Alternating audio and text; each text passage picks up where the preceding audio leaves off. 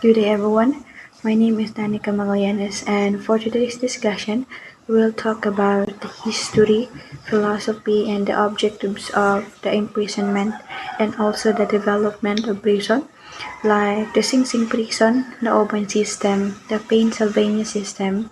Also, we need to discuss all the five deployment of prisoners, uh, the Age of Enlightenment, the personalities behind the correctional institution.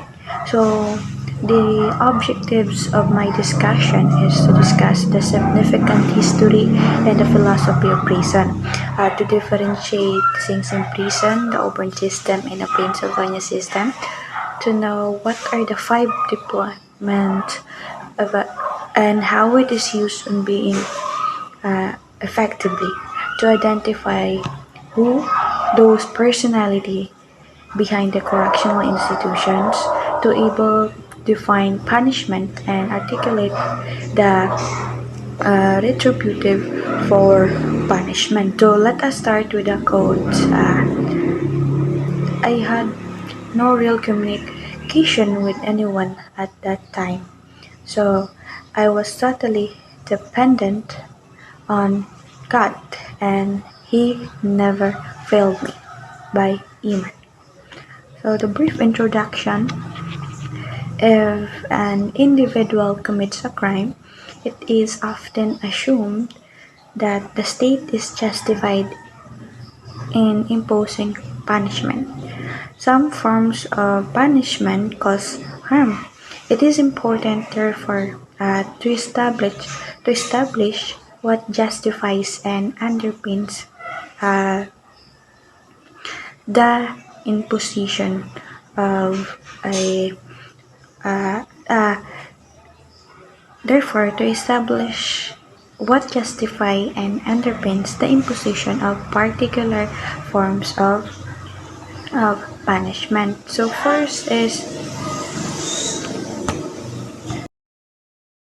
The first is the rationale for imprisonment.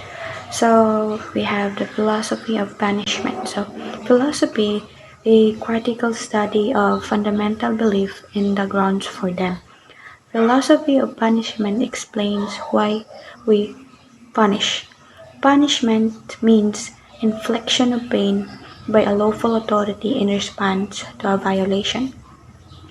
Punishment, a pain or unpleasant experience inflicted upon individual and response to a violation of a rule or law by a person or person have lawful authority to do so.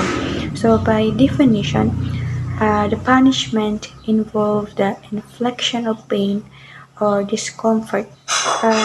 Generally, inflicting pain of someone would be wrong. However, the following two rationales justify punishment: infliction of pain, although they do so in very different way. So under the a retributive rationale, the infliction of pain is justified as long as a punishment is deserved. A utilitarian rationale is another approach justify punishment's infliction of pain as the means to the greater good of reduce crime through deterrence, incapacitation, or rehabilitation. So, Jeremy Bentham, hedonistic calculus, better though promise of pain. So Bentham believed that uh, hedonistic calculus is theoretically possible. A moralist, he maintained, could sum up the unit of pleasure in the unit of pleasure and the unit of pain for everyone likely to be affected immediately and then in the future. So it could be take the balance as a measure of overall good or evil tendency of action. Such precise measurement as Bentham envisioned is perhaps not essential, but it is necessary. But it is necessary for the utilitarian to make some interpersonal comparison of values values of the action of alternative courses of action. So here is the social contract is uh, relevant to utilitarianism. So the goal of punishment, so the deterrence, the incapacitation, and the rehabilitation. So next is the retributive rationale. So retribution is a phrase that refers to redressing a wrongdoing through retribution, whereas vengeance is a personal matter. Retribution is impersonal and balanced, and it is not always proportional to the victim injury. It must be carried out by a professional only after a legitimately authorized party has done. So due process procedure, it's worth noting that the concept of punishment places severe restriction on what can be done, to whom and by whom. Inflicting pain or misery on someone else would not be acceptable. So be justified on the basis of retributive justice. So, retribution is providing punishment equal to the wrongful act, and right to punish lies. The right to punish lies on the social contract. So, what is a social contract? Social contract is a heuristic device that illustrates how individuals give up liberties to act with aggression in return for safety. Essentially, the concept or the purpose that the concept proposed that everyone freely and willingly agrees to uh, build society by sacrificing a portion of their individual freedom and exchange for the benefit of protection. And someone violates another rights, I they have broken the social compact, and society has the authority to punish them. So, but does everyone benefits from social contract? The social contract is unwritten and passed down from generation to generation. It requires us to follow the law and certain moral rules and exchange for the benefits of our society, such as security, survival, the education, and other requirements of life. Immanuel Kant said criminal deserve punishment. So the next is the utilitarian rational. So in utilitarian rational, punishment is an evil that can only be justified by a greater good. So the utilitarian rational considers punishment to be fundamental evil and attempt to justify it by pointing to the higher benefits that result.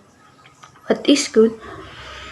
So according to utilitarian philosophical system or the utilitarianism, it's that which benefits the many. So thus, even if a particular act is unpleasant for the individual, utilitarianism would consider it to be beneficial. So utilitarianism defines good as that which benefits the majority. So the justification for punishment that proposes that society has a right to punish as long as it results in a greater good for the majority of the population. So the purpose that society has the right to punish as long as it results in a greater good. Under the utilitarian rationale, punishment is evil but is justified when punishment accomplishes more good than the evil it represents. So, Cesar Beccaria said punishment must be certain, swift, and uh, proportional to crime. So, next is uh, the philosopher of punishment and penology. So, first we have Cesar Beccaria, 1738 19 to 1794. So Beccaria was an Italian writer who lived during the Enlightenment, a period in history distinguished by a significant breakthrough in political and social philosophy. He wrote a treatise on criminal law that has harshly critical of the custom of the day and proposed fundamental reform, includingly personal accepted notions like ability to defend oneself against accusations. Utilitarianism served as a conceptual foundation for these measures. He felt that the goal of punishment should be to discourage, and that the effectiveness of punishment should be determined by certainty rather than harshness. In Europe and America, he was chiefly responsible for key criminal law reforms. So next is Jeremy Bentham, 1748 to 1832. Bentham was a philosopher, economist, and a theoretician from England. The Explanation of Punishment was one of his many books in which he represented the utilitarian rationale for punishment. According to Bentham, mankind was guided by the desire of pleasure and the avoidance of pain.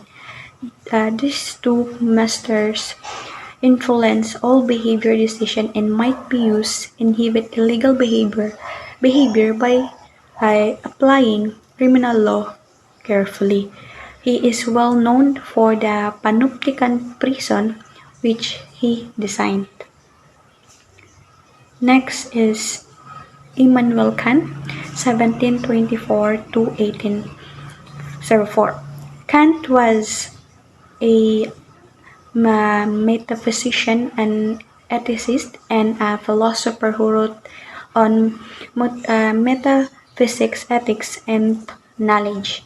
He established Kantianism, a philosophical movement that analyzes the boundaries of human reason and proposes a duty-based morality philosophy.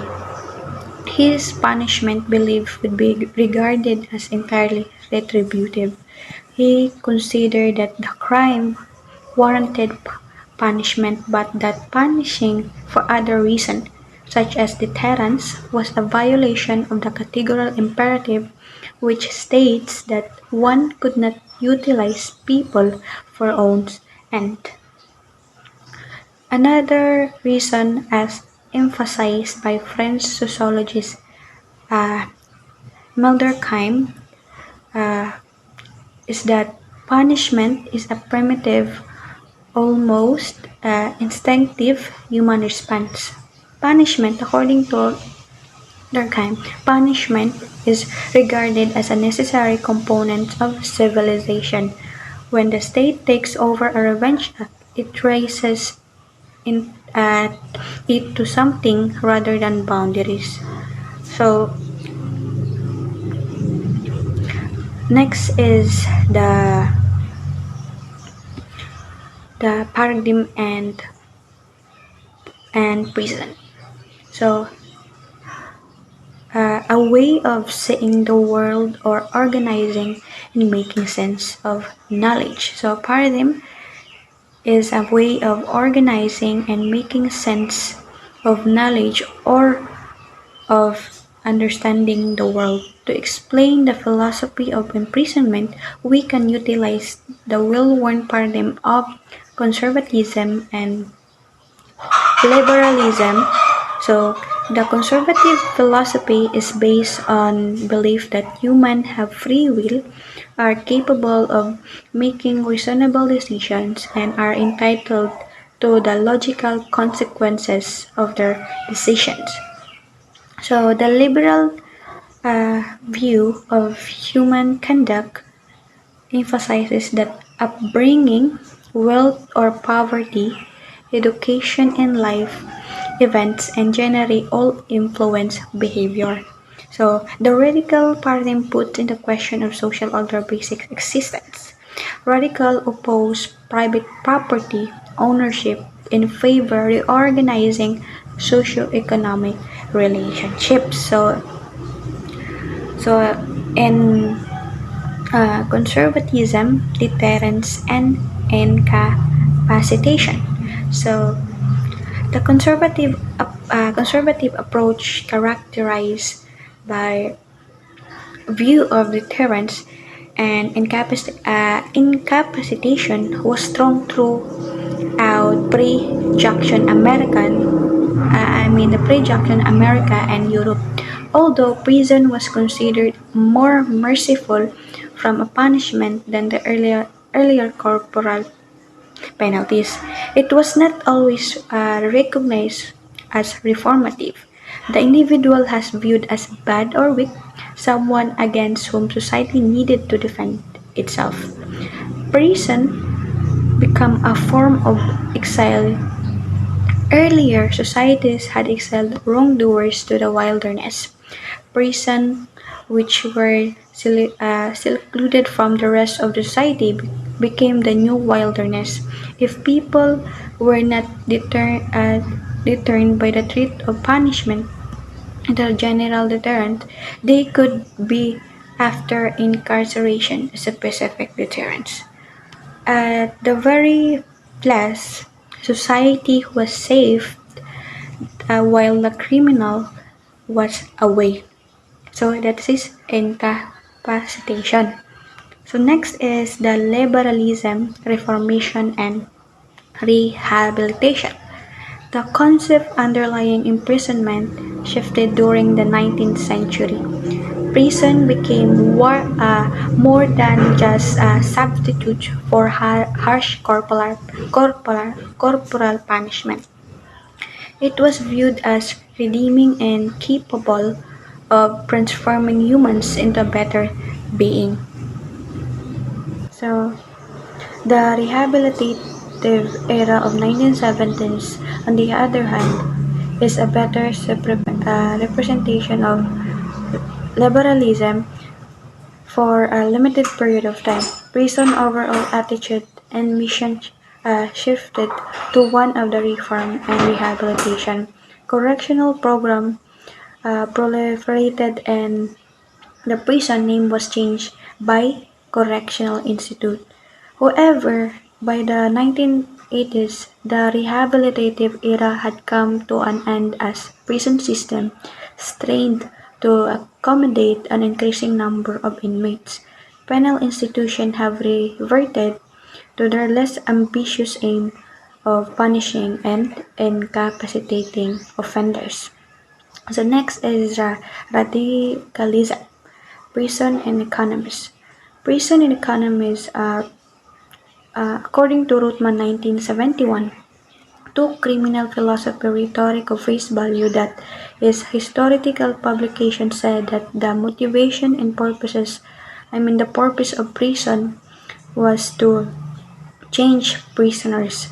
And this goal was widely acknowledged. So, others believe that the rhetoric or early jail reformers hides a more subtle and insidious approach to imprisonment and one centered on economics rather than to reform and power rather than kindness.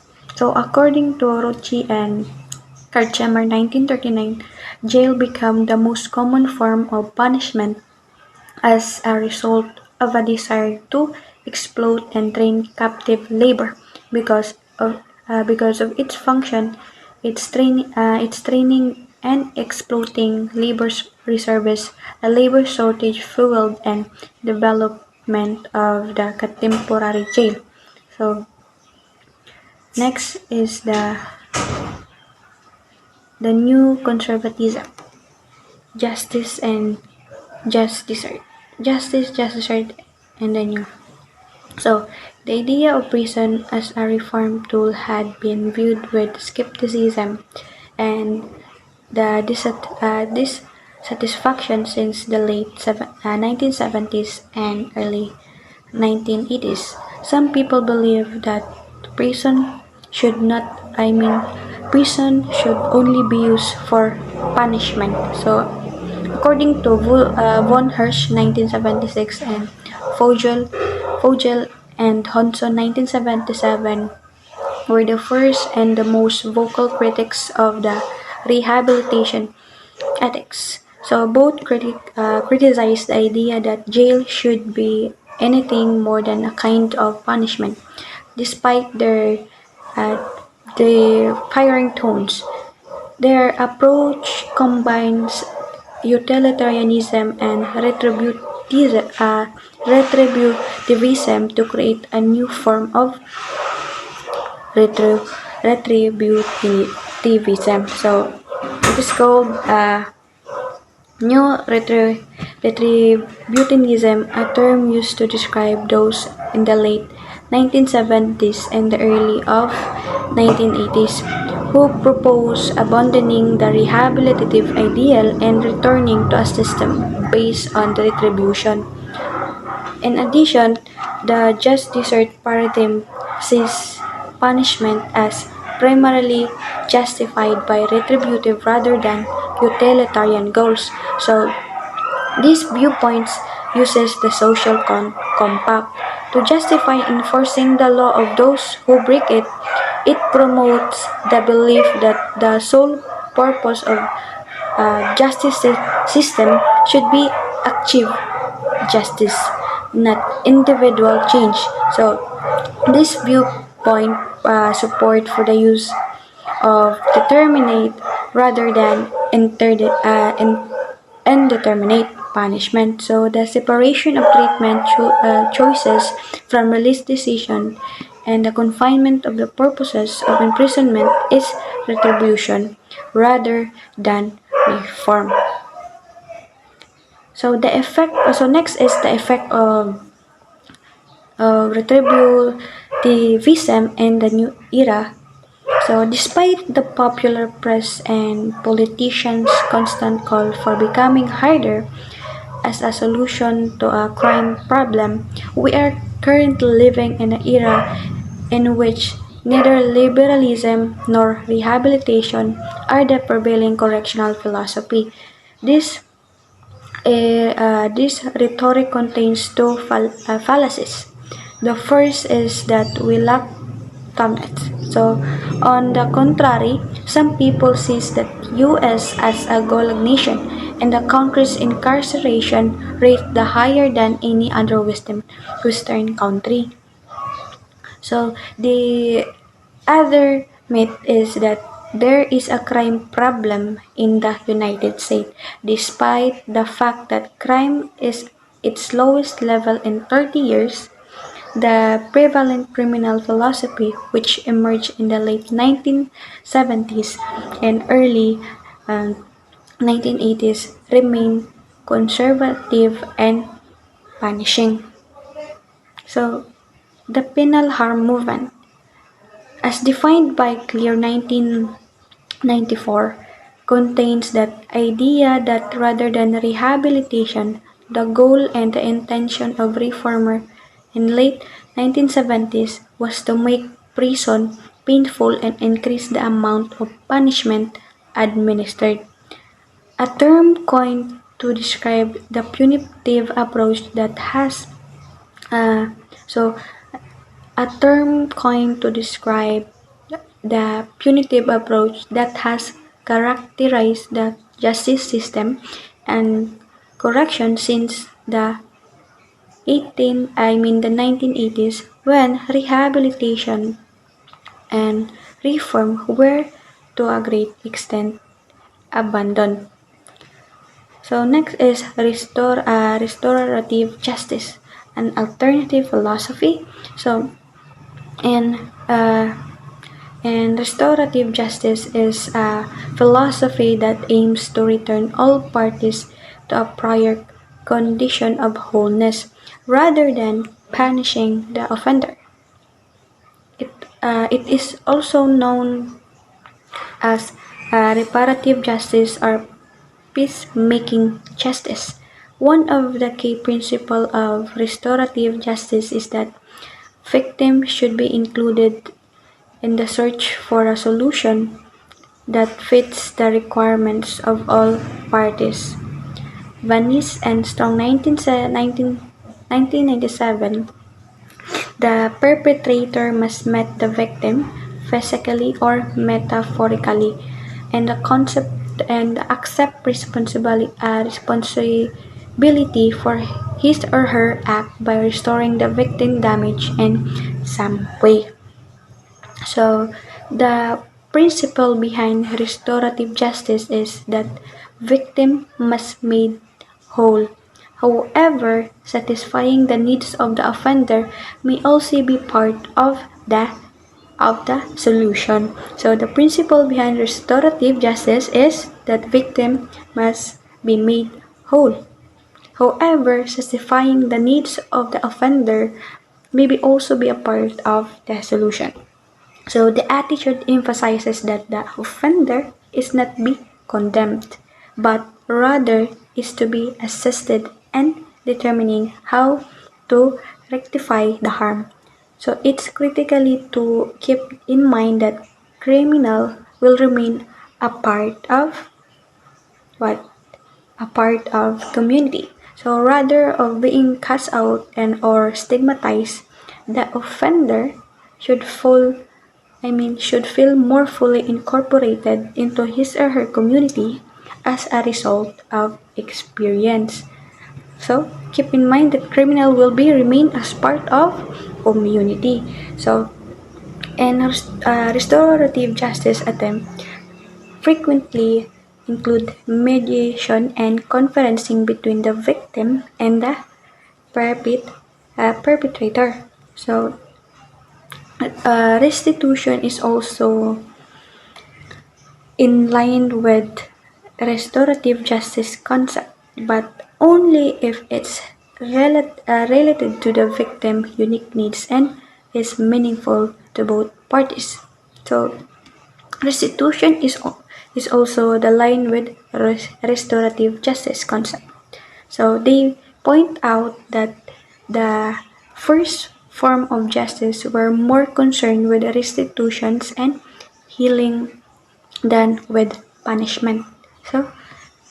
So furthermore, justice was administered and maintained by the community rather than being delegated to a higher sovereign authority. So justice was administered and maintained by the community rather than being delegated to a higher sovereign authority. So individuals who are exiled and suffer from captivity and unlikely to feel connected to community that exiled them, and therefore society, which the circle, was been broken. Prison harm not only the individual but also the community, as the individual is removed from his or her community. As a result, jail is fundamentally incompatible with a restorative justice ideology. Nevertheless, others says that prison could become restorative if its emphasis and aim were fundamental shifted to reparation to specific victim and protection of the offender dignity and humanity. So next is the uh, utilitarian caring. So the reintegrative movement. So the future perspective. Recently, there have been a renewed focus of the needs of the people. So in 2002, I think there are three philosophers or the scholar, the integration says that the study that integration of inmates into society. This topic was addressed in the late 1970s in the term reintegration was coined. So the issue of inmates re-entering society resurfaced in the mid uh, 20s after a nearly 2 decade absence from public consciousness. The federal government has started and supported re-entry program to adopt an acknowledgement of the fact that over 600,000 inmates return to society each year. So, in Justice Center government, furthermore, some studies shows that today's recidivism rate is higher than it was 20 years ago, while others shows that recidivism rate higher in some state and lower in other. So re-entry initiatives can be justified on a utilitarian basis as long as the public is not harmed or the cost of such program is not increased. If a day in prison costs $45 versus $2 on probation, and there is no significant danger in choosing the cheaper option, then the cheaper option is a best for the offender. But more importantly, it is best for all of you. It is best for all of us. Similar, similarly, if uh, if a parol's violation can be addressed by community, the sanctions rather return to prison. So, if a parolee's violation can be addressed by community sanction rather than return to prison, it is the best alternative, which re-entry initiatives across the country are pushing during these difficult economic times. So,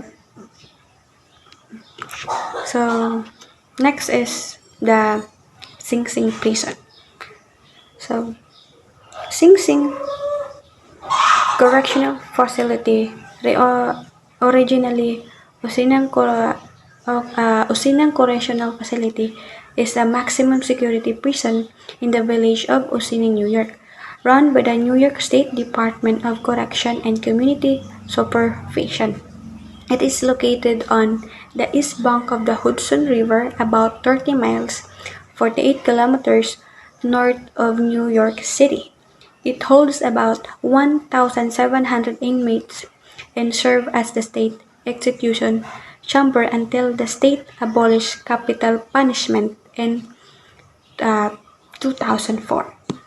Sing Sing Correctional Facility, formerly Usining Correctional Facility, is a maximum security prison in the village of Usining, New York, operated by the New York State Department of Correctional and Community Supervision, originally known as Mount Pleasant Prison.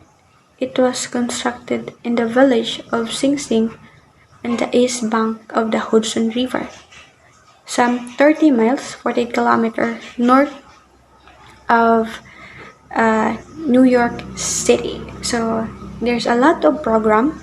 So the program are the alcohol and substance abuse treatment. So they have also the anger management program, the educational vocational program, and that we have called a family development program, and guidance and counseling services, a library services, recreational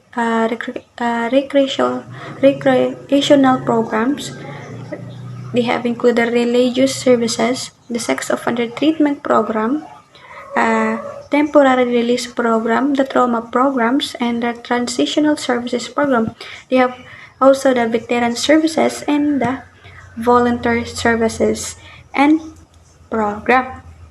So, Elam Leeds, he officially became head of a new prison when it opened in 1826, though it was not completed until 1828. The initial facility had 800 cells, so the prison population rose in the mid-19th century, resulting in more construction.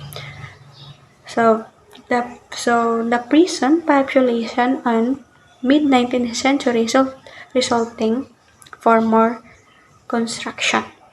So Alexis de Tocqueville is a French sociologist, political theorist, codified the democracy and American 1935.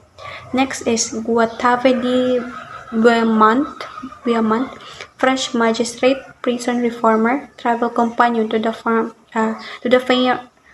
famed philosopher and politician Alexis de Tocqueville. So next, the Thomas Mus Urban, American prison administrator, prison reformer, industrialist, and New York and state political reformer. Thomas Smoot, as you can see on the picture, he was in the right, awarded in 1914, 15, and 1916 of Sing Sing prison. So, as we can see that in the screen or in your screen, that is the Sing Sing prison cell. So next is the uh, Auburn system. The Auburn system, also known as the New York system or the congregate system. So take the note, Auburn system is the congregate system. So was a 19th century correctional system in which people work in group during the day or were confined in solitary confinement at night, with strict silence enforced at all time. So take note, Auburn system is a congregate.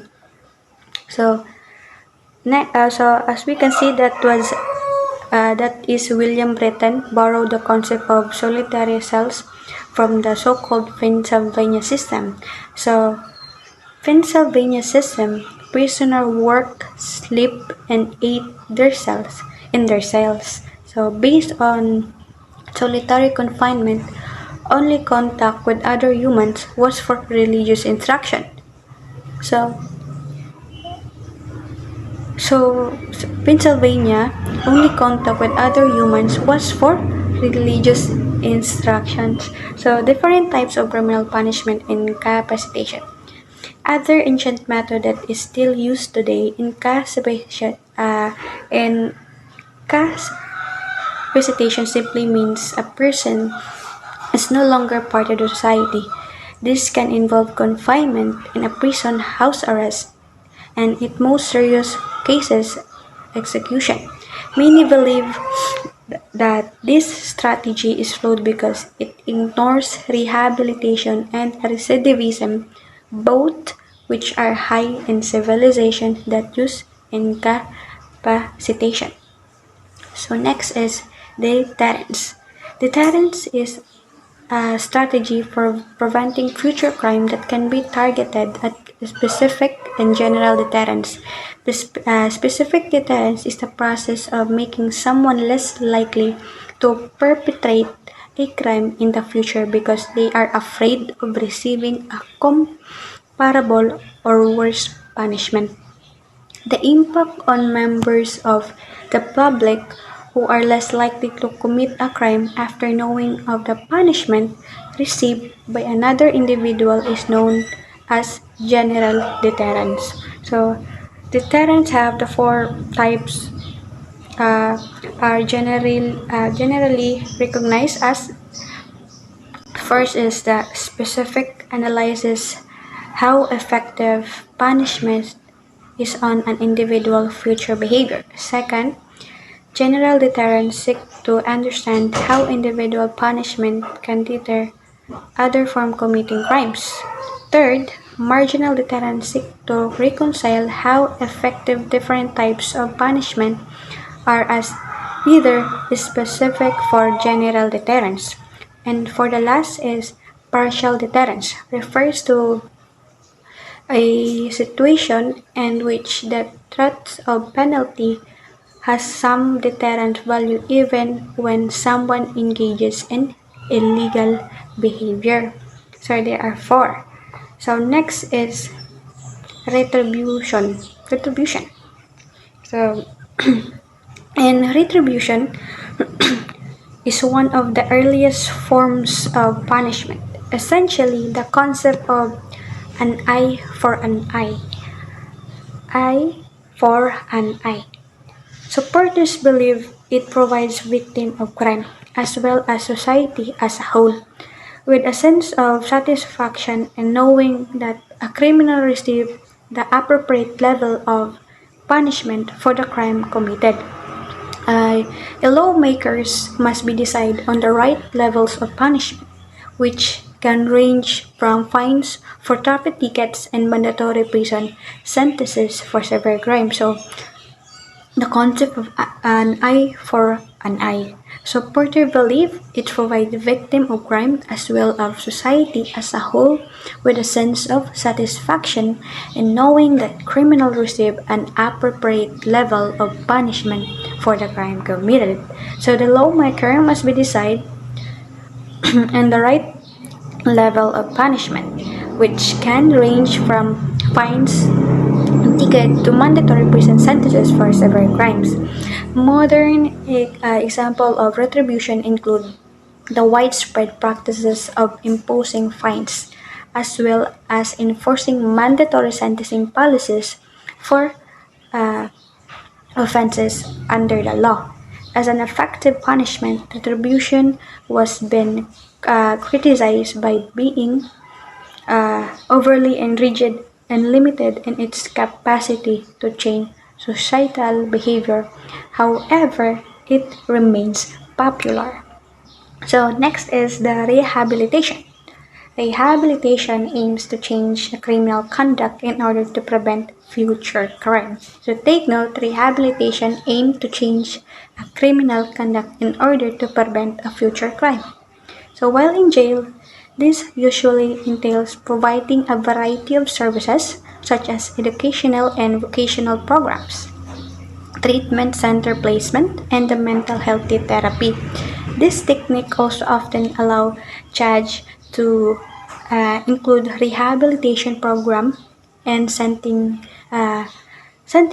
of criminals. So the goal is to reduce recidivism or the number of people who commit other crime after being released from jail.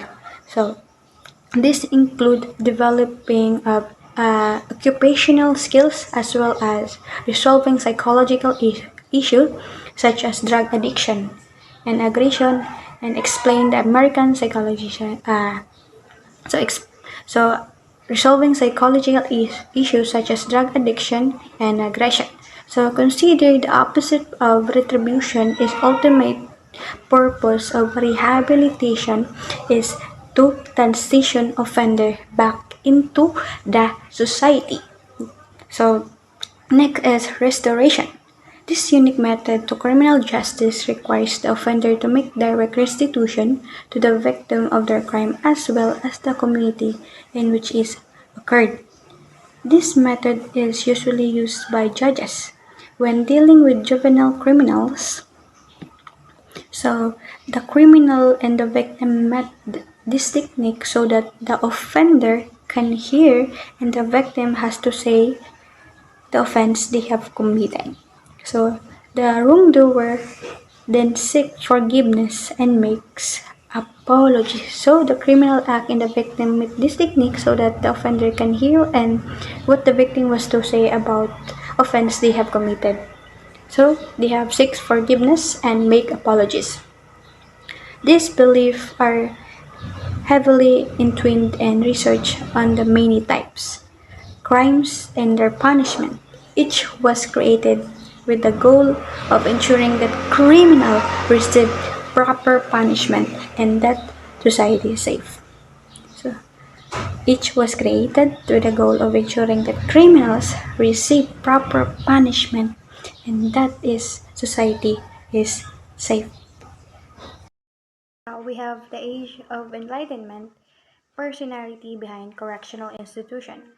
So first we have Cesar Beccaria and full Cesar Buonisana.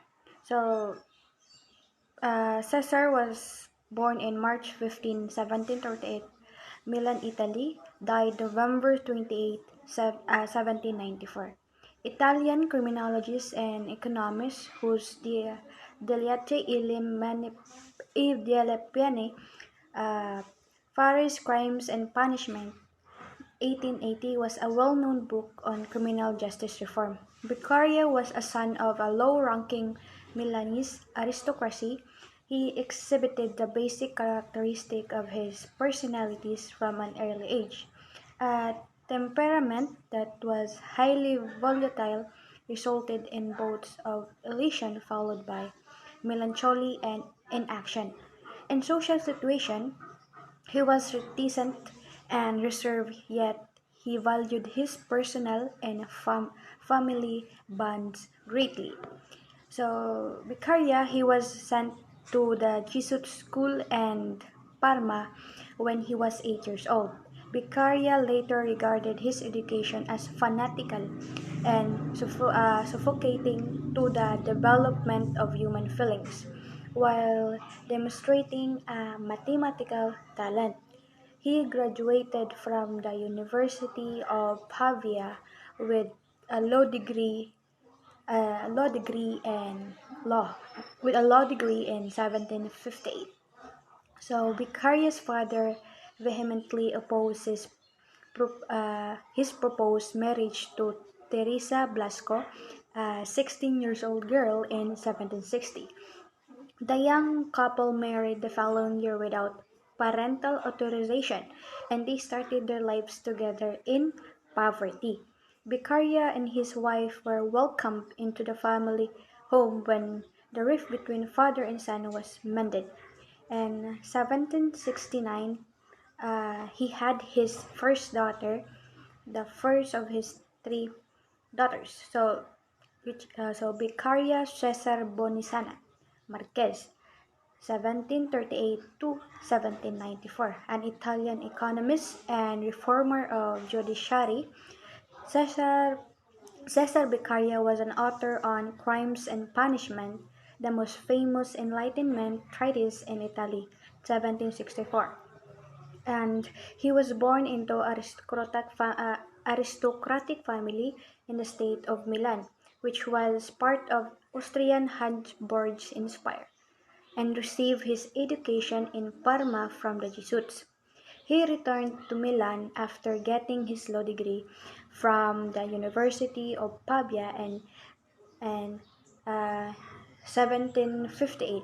The 20s were the most formative years of Beccaria intellectual and emotional development. So he had a temperament that made him prone to drowsiness and anxiety. Yet he could be energized by inspiration when he was younger, and he communicated his sentiments in Rusua's language. He married. Uh, he married his first wife in 1761 against significant family opposition and published on crime and punishment in 1763 when he was 25 years old, and his connection with Puerto Vieri 1728 1797 and other impassioned young Milanese reformers did not continue beyond the 1670s. However, because he appeared to lose all of his vitality and settle into an arid and a regular private life, which he was to keep his melancholy at away. So Beccaria himself uh, created his discovery of the Enlightenment to his reading of French and Scottish philosophies books and discussion with a group of young friends led by Quatreverre in 1761. Absolutist reforms originating from Vienna met with vehement opposition from noble and clerical corporation, so as well as the ancient regime legal culture across of uh, Austrian Empire provinces, including Milan. Very Beccaria and their ilk wanted to modernize the streamline and economic and legal system in accordance with Enlightenment secular morals, and they were in a favor of government reform. So the first edition of The Crime and Punishment was published in 1764, and successive editions were produced quickly after that. So in 1766, Beccaria completed the edition that is currently considered definitive. So the first edition of On Crimes and Punishment was published in 1764, and successive editions were produced quickly after that. In 1766, Beccaria completed the edition that is currently considered definitive. The work was first made known in France thanks to André Morellet Morelet's 1727 and to 1819, so which liberally altered the Italian language. Beccaria, for a reason never objected, and then it spread throughout Europe. So across the continent, it was assailed by conservative all over the world and defended by Enlightenment supporters. So Voltaire wrote a response to it. Berry and Beccaria traveled to Paris in October 1766 to back in the philosopher adoration, but Beccaria rapidly got despondent and returned to Milan. So, on crimes and punishment, mixes but utilitarian perspective which aspect from social contract theory. It covers a wide range of legal and justice topic in a fast-paced, passionate manner and avoiding legal jargon. Criminal law should spell out exactly what is prohibited and what is consequences are. And it should be administered similarly to everyone, with no opportunity for judicial and magistrate discretion or gracious forgiveness.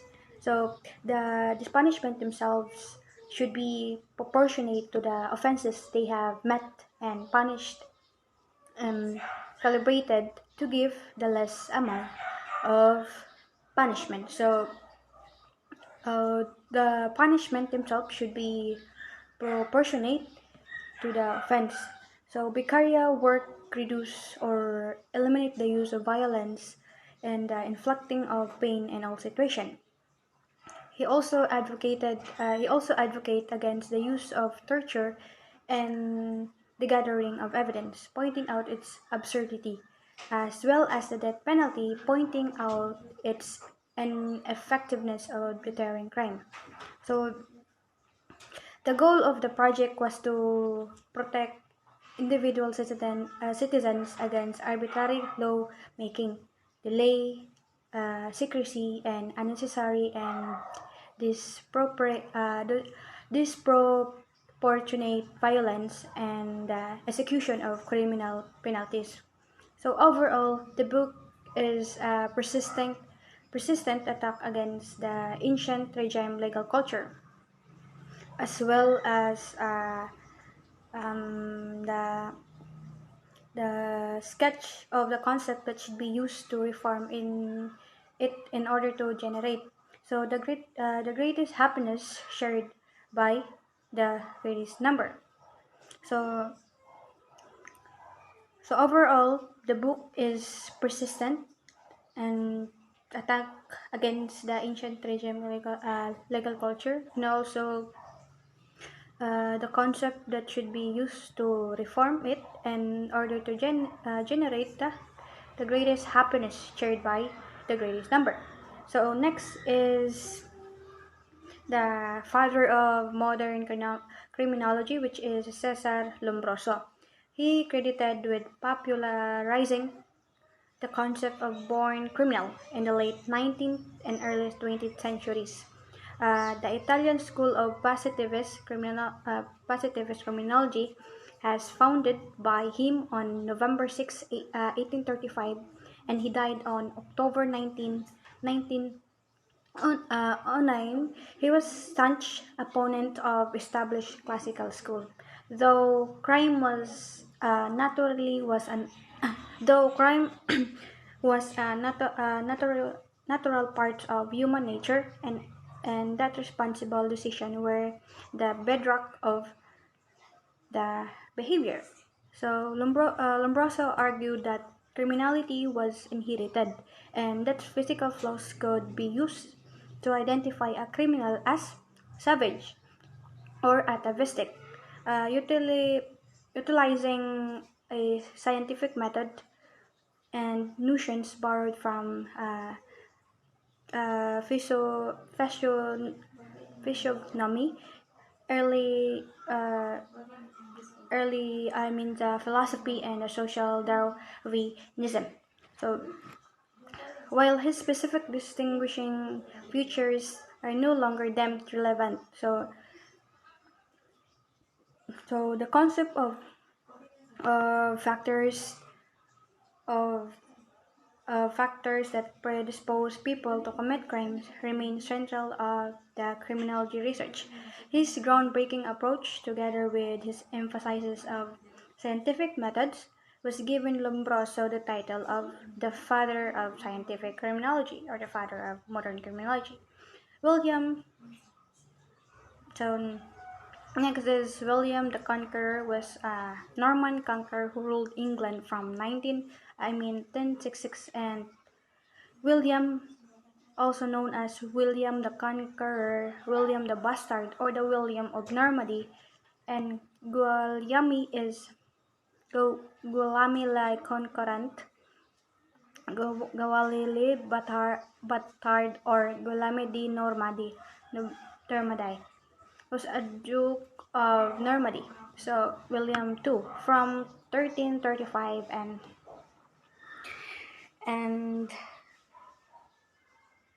and he was born in Falaise, Normandy, France, and died in Rouen on September 9, 1087, I think. He became France's most powerful nobleman and subsequently changed the direction of English history with his invasion of the kingdom. So next is uh, Enrico Ferri. Ferri was born in 1856 in Lombardy and worked as a lecturer and eventually as a professor of criminal law after studying under Cesar Lombroso. So take note that Cesar Lombroso is the father of modern criminology. Ferri concentrated on social and economic factors on criminal and crime rates, while Lombroso studied anthropological criminology. Further research led him to propose views that argue that preventing crimes should be primarily focused on law enforcement rather than punishing criminals after they have committed their crimes. He was a founder of positivist school and studied psychological and social positivism rather than Lombroso biological positivism.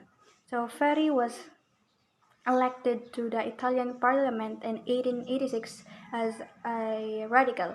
He joined the Italian Socialist Party in 1893 and became the editor of its daily newspaper, The Advante. In Congress, he spoke out against the functions of socialist ministers between Bourgeois governments in 1990s and 1904. Uh, Enrico Ferri was a Socialist Party deputy who was re-elected in 1921 after advocating for Italian neutrality during World War I. He became a supporter of Mussolini's fascist administration in a post-war Italy. Ferri passed away in 1929. So for the next is uh, Clifford Shaw was an American sociologist and a criminologist who lived from 1895 and 1957. During 1930s and 1940s, he was a key role in Chicago School of Sociology, and he is widely regarded as one of the most significant figures of American criminology. His work of juvenile delinquency with Henry D. Mackay and the late 1920s, and it was crucial in pushing the study of such delinquency toward the discipline of sociology and away from the domain of psychology. So, from the field of psychology and psychiatric, Shaw and Mackay work focus on three main areas: analyzing geographic barriers in juvenile delinquency rates, studying delinquent autobiographical works, and developing the Chicago Area Project, a delinquency prevention program in the Chicago area. That's the three. So, in conclusion of my discussion, um, we look at the various historical and contemporary punishment in jail concept in the chapter. So, what we do has some connection to what we think, which is an implicit assumption. One of the advantages of this activity is that it's clarify our expectation of incarceration. Many people, including many inmates, the prisoner or the person derived from of liberty. So, people that the primary purpose of the jail is to rehabilitate inmates. For the last 3 decades, this has been a major component of the jail purpose. So, another point to evaluate is whether the punitive rationales described in this chapter are supported by evidence. It is not uh, vital to have evidence that prison deter if one believes in a criminal philosophy based on utilitarian deterrence. So it is not a vital have the evidence that prison deter in one believe in a criminal philosophy based in utilitarian deterrence. How can one tell if a person has been discouraged from committing a crime while in prison? So, some claim that the dropping crime rates demonstrate the effectiveness of prison as a deterrent. So, others, on the other hand, point out the crime rates and jail rates, which vary by the state, ad no link. Under the notion that imprisonment is the cause of the decrease in a crime. Similarly, some claim that treatment program reduce crime, but there is a little or no evidence, while others claim that they do. Education and uh, vocational training ratings have a similar mix. So there has always been uh, more than one philosophy or explanation behind the penal system. So so its liver fish criticize it not for the rehabilitating and it's tell you it's theater as to prove deterrence and you'll be told it's retributive. So there wasn't always been a more than one philosophy or explanation behind the penal system. So if the public it is at all concerned about securing their doors, to illustrate that is for their own good, we are taken on our tour of educational buildings in Kapantry of programs. If the public shouts against jail as a holiday inn for criminals, one might show them prison chain gangs. One, the content of penal philosophy may be prevailing futures.